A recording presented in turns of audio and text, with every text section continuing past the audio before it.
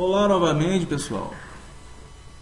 Estamos aí com a disciplina Matemática Básica, né? Curso Técnico Artesanato, terceira semana. Vamos falar de um novo assunto, função de primeiro e segundo grau. Então, vamos lá? Alguns tipos de função. Vamos lá. Dizemos que uma função é injetora se cada imagem possui no máximo um domínio. Então, observa ali que a imagem A tem um domínio B, né? Então, são duas imagens de dois domínios. E na de baixo, A e B, ocupando aí todos os domínios. Mas somente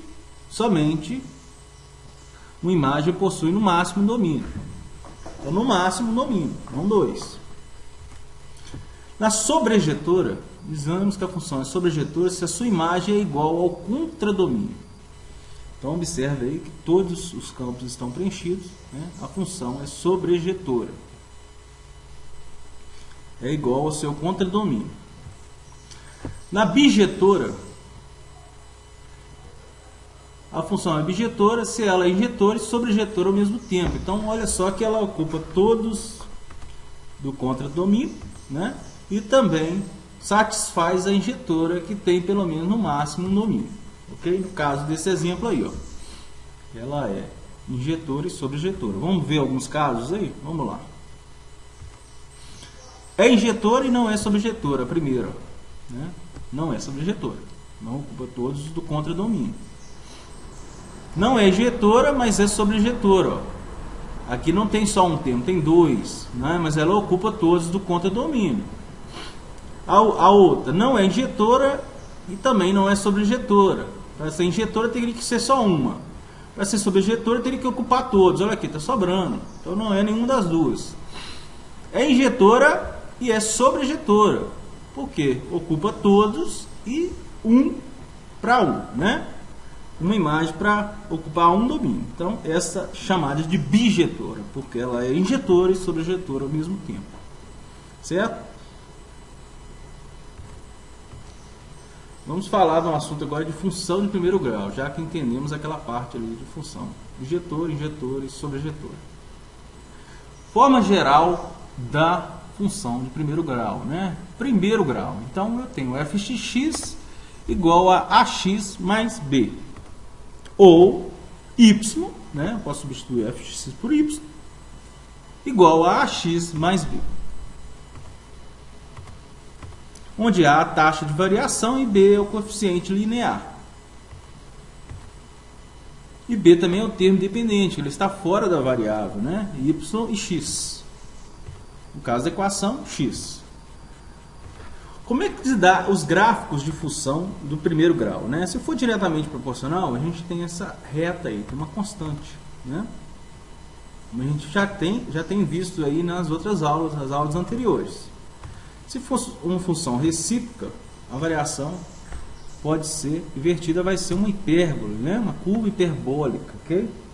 Isso aí dá muito nos casos em f de x igual a 1 sobre x, né? Quando a gente vai calcular os números aí no eixo x e y, a gente acaba achando uma curva hiperbólica. E ela é inversamente proporcional, ok? 1 sobre x, né? A gente já viu isso inversamente. Tá ali.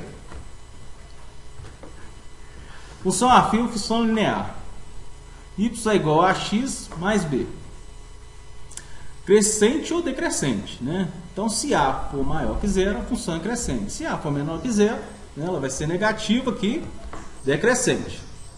Zero ou raiz de uma função. Vamos lá, é o valor de x que torna y igual a zero.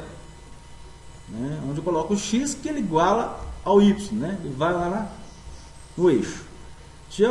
Graficamente, a interseção da reta com o eixo x. Então, a gente vai bater lá, né? O eixo x, a gente tem y igual a zero. Isso é o zero raiz de uma função. Então, aí um exemplo, né? Y igual a 2x mais 8. A gente vai fazer o cálculo. X igual a menos 4. Né? Os pontos menos 4 em x e 0 em y. Né? São dois valores ali.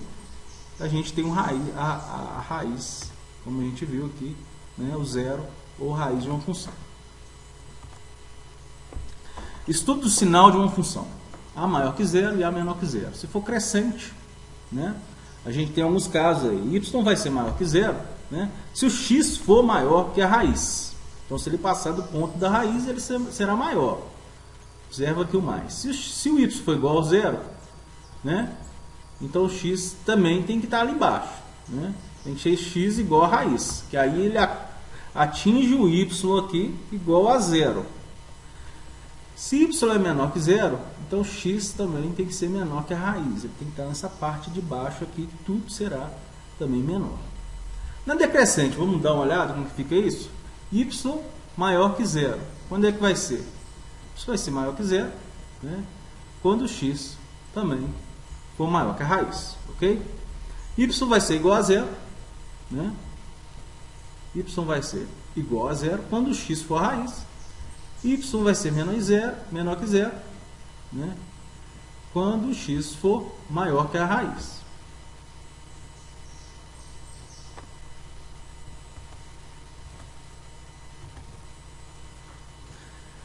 Para determinar uma função de primeiro grau, a partir do gráfico, basta identificar dois pontos. Olha lá.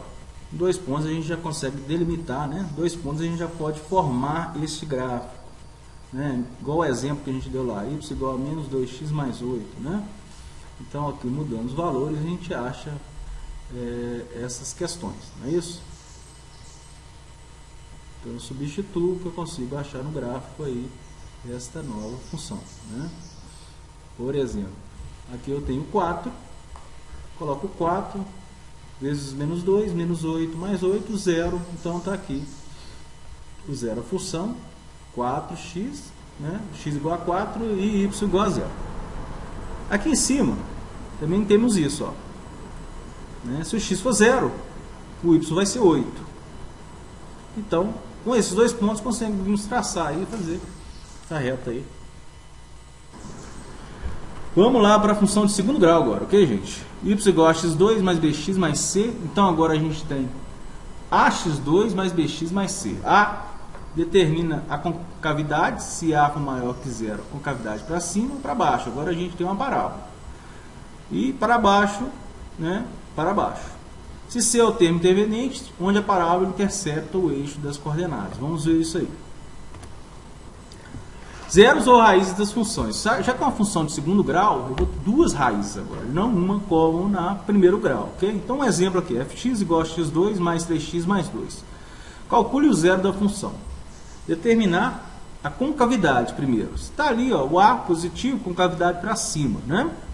Igualar a função a zero, x2 mais 3x igual a zero. Né? Fazer os cálculos. Né? Eu preciso saber calcular o delta aqui, b2 menos 4ac. Não é isso? Vou achar o delta aqui, 1, e aí vou achar a raiz, né? Menos b mais ou menos raiz de delta sobre 2a. Determinando isso, eu vou fazer os cálculos, eu vou achar x' menos 2 e x' menos 1. Com isso, eu vou achar aqui o zero, as raízes de uma função, ok? E aí eu consigo, com esses dois pontos, já determinar a minha concavidade para cima, a minha parábola aí para cima. Vértice da função de segundo grau. Ponto de máximo ou de mínimo. Então vamos lá. O que a gente quer ver aqui? Ó? A maior que zero, concavidade para cima, ponto de mínimo. Onde é o vértice aqui? Como que eu calculo o vértice? Eu tenho todos os valores. Né? O x do vértice vai ser o menos b sobre 2a. E o y do vértice vai ser o menos delta sobre 4a.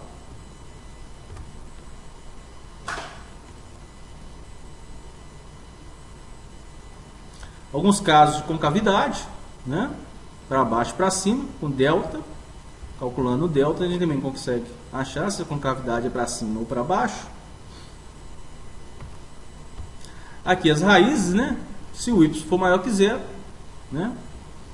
Eu vou ter um ponto aqui, x igual a x na raiz. Se for invertido, com a negativo, né? Eu vou ter aqui o y igual a com x na raiz e aqui, se o y for maior que zero, né, ou y menor que zero, em situações que o delta seja menor que zero, né, e aí fica complicado, eu não vou ter raiz. Né, eu não vou ter zero, não vou ter raiz de função. Então pode ver que não encosta, né, no eixo x, ele não encosta no eixo x porque o delta é menor que zero.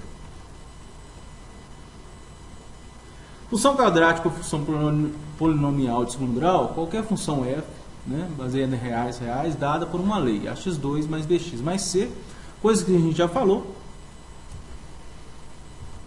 Aqui nós temos a fórmula de Bhaskara, né, para a gente calcular lá as raízes, os vértices, né, o zero da função, as raízes, menos b mais ou menos raiz de delta sobre 2a, já falamos disso também, para este cálculo.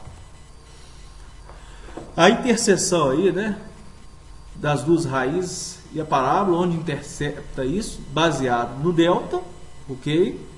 Em cada exercício que vocês têm propostos aí no material de estudo, vocês vão conseguir formar algum desses gráficos aí de parábola baseado no delta e vão ver realmente que isso acontece. Estudo da concavidade da parábola, né? A maior que zero, a gente já falou, para cima, para baixo, ok? Um exemplo aí com os vértices, né, da parábola.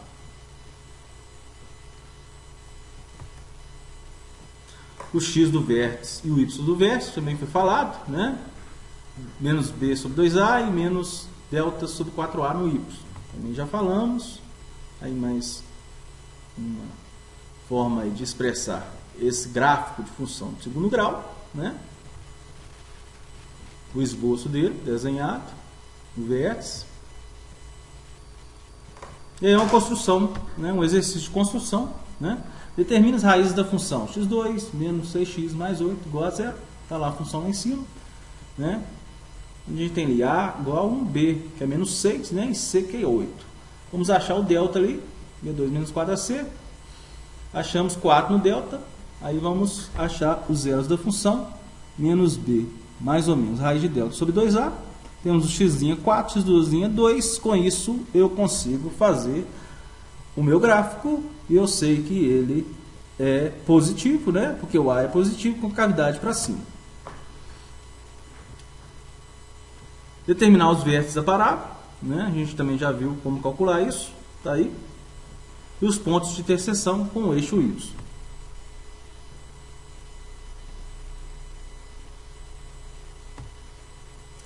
Aqui são os passos que a gente, relembrando tudo que a gente falou, determinar as raízes da função, estudo com concavidade, determinar o vértice da parábola, ponto de interseção da função com o eixo y, né, quando x é igual a zero, e o esboço do gráfico. E é isso aí, gente. Acabou essa parte. Função, né? Essa aula 3. Boa semana para todos, bons estudos. Façam bastante exercício, exercite bastante para relembrar essa parte, ok? Um abraço.